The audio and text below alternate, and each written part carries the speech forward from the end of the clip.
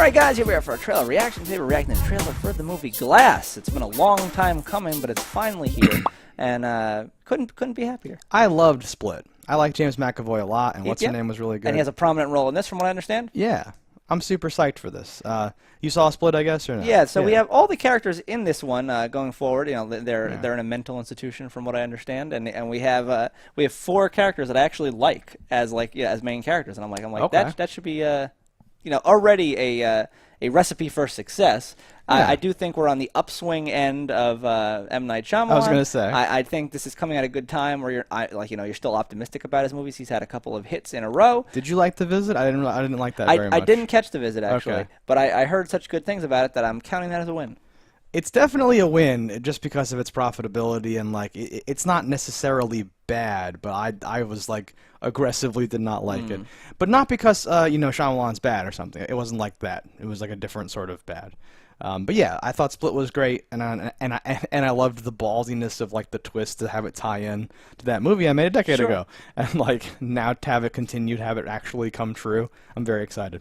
I would have liked this to have come out years ago. Yes. And I wonder if that changed things. Had Unbreakable been a huge success and this came out 2 years later, I wonder what the script would have been, because it probably would not have been this. No, because they hadn't introduced this Beast character and stuff. Yeah. Yeah. I'm hoping they make something out of it. Let's check it out. That looks fine. That looks good. Fine.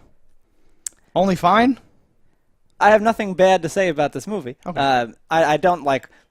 The trailer is intentionally vague to draw me in and want me to see things. This is the first trailer. And I would not watch any other trailers because I would not want to know any more than I know now. I did not need to know anything about this. Period. You could have just said, "Oh, here's a sequel. It's called Glass." I'd be like, "I'm in." You could have just showed 3 seconds of the word Glass and said it's a sequel, and I would have been in. Right, you would have been like, "Oh, they're doing it. I'm in." Yeah, exactly. So I definitely want to see this. I don't know that I would go see it theatrically though. I would. I don't know if it'll. I'm trying to think of what month did it say this would come out and what's else. I don't see a crazy amount of movies in the theaters, and I don't know that this one would be enhanced by that theatrical experience. While I know other movies that are coming out soon will be. Let's say you only saw one a month, and this coincides with an Infinity War or some other movie. It's a clear loser in those things, because this is something these are kind of movies I can't stand anyone talking around me or eating fucking loud shit, and I'd want to just sit there and watch. I think this might be beneficial to watch just in my office or in my bedroom, just sit alone, TV, lights get off. into it, yeah. Because I'm not sure who's making this, but I thought Split was really good in that way. You can really get into it. It was like a film, not just some and this definitely has that element. I'm interested to know more about this facility they're in and what the breakout procedure. And I'm really interested to see her start to believe. Sarah Paulson? Oh yeah. Oh yeah. No, that's awesome. And yeah, the idea, Bruce Willis breaking out of a high security insane asylum to catch other people that broke out of the same insane asylum that are bad guys. For half of the trailer, I'm like, what is Glass's power though? And then they're like, your IQ. And I go, okay, good. But even those are vague enough. And so Sarah Paulson, awesome, right? They got back, obviously, Samuel L. Jackson, James McAvoy, Bruce Willis. But also, Anya Taylor-Joy is back. Because apparently part of how she escaped was, I guess, some sort of power or something, right? And now she's powers and all that stuff. And I don't know who this character is in the comic book shop, but it's obviously some sort of cinematographical, he's choosing if he's a hero or a villain or something like that. I wonder what year this takes place in. How long? Because it's been quite a while since Unbreakable, and that's part of the charm, but also part of I'm like, oh, come on, man, why couldn't you put it out sooner? Because you can see Bruce is aged. He's visibly older because. He was more of the leading man look in the first one, nice short cut hair.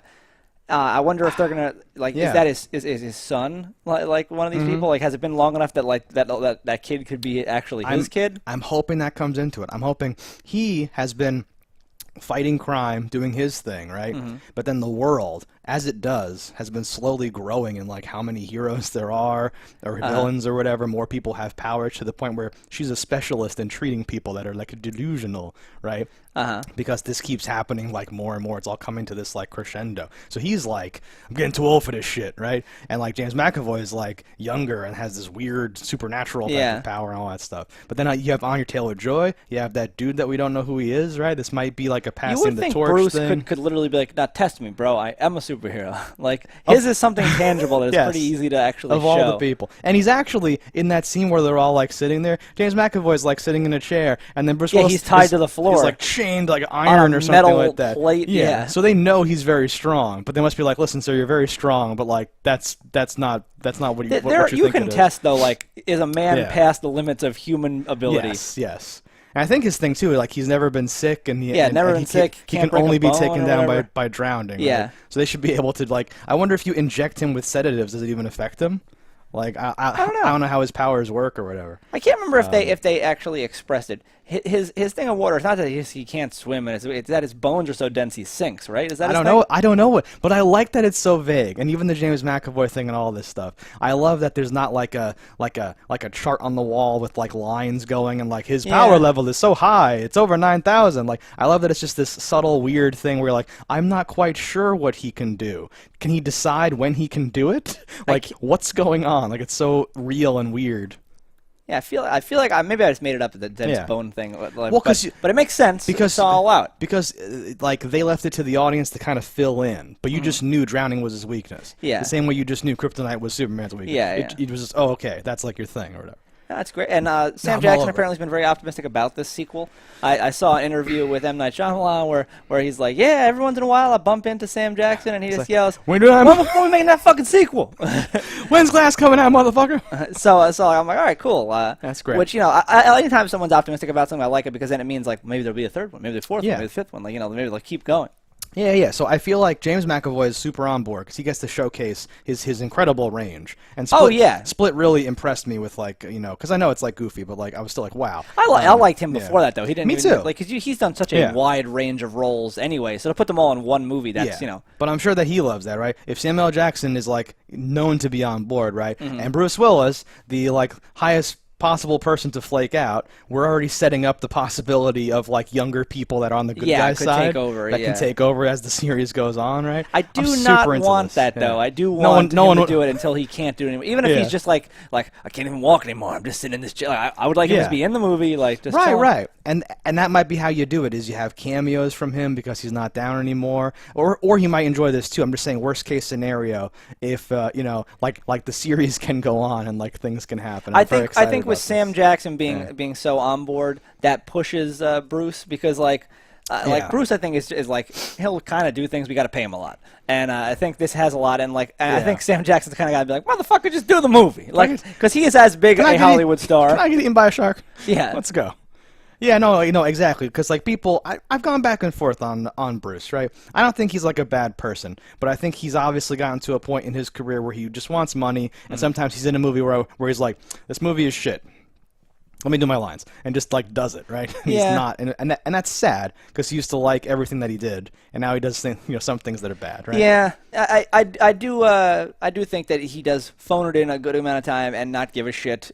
He and to say he's not a bad person, he seems like in a lot of interviews that he might be a bad person. Oh no, he has like some vanity issues, he's a monster, and some craziness. But a lot of famous people are bad. I just mean like I don't know. I don't know what I mean, but I'm excited for this movie. No, yeah, I think at the end of the day, this looks like something we definitely want to see. Big smile on my face as the trailer ended. That's hard to do. I'm usually like I'm so concerned. Yeah, so we'd like to see this. Let us know in the comments what you think about it. Don't die in a fire, and we'll see you next time. Hello, internets. I just love watching JustDaggers. If you've enjoyed this video as much as I have, click that subscribe button.